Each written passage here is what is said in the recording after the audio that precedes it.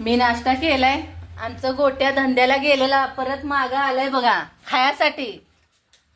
कांदे कापायला लागलाय, भांडे खरगटे करायला आलाय बघा. गोट्या काय बनवतोय बघूया की. हे बघा कुठं का दिसतंय.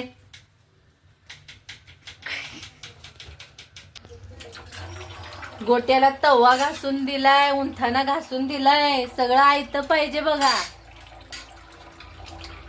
काय बनवायला लागले कुणाच ठाऊक. आता श्रावण चालू आहे म्हणून अंडा बुर्जी पण बनवू शकत नाही. बघूया ताजं ताजं लागतंय की खायास नाही.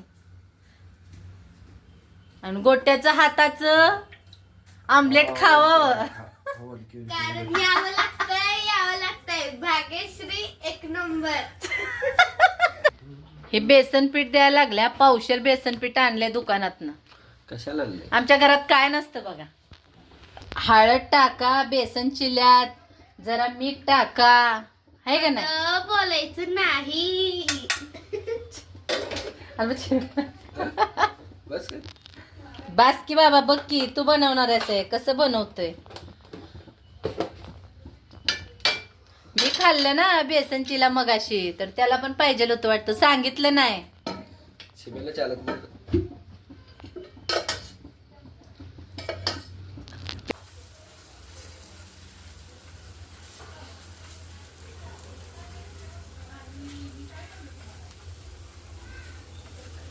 श्रावण आमलेट आहे.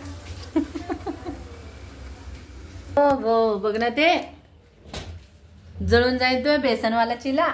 तुम्ही माझे फॅन, आम्ही तुमचे कॅन.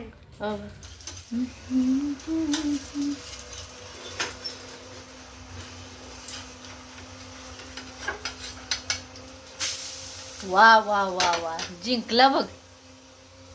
झकास. इही. अरे मस्त. बेसन चिला दही जरा. दही माझी दही. Yes.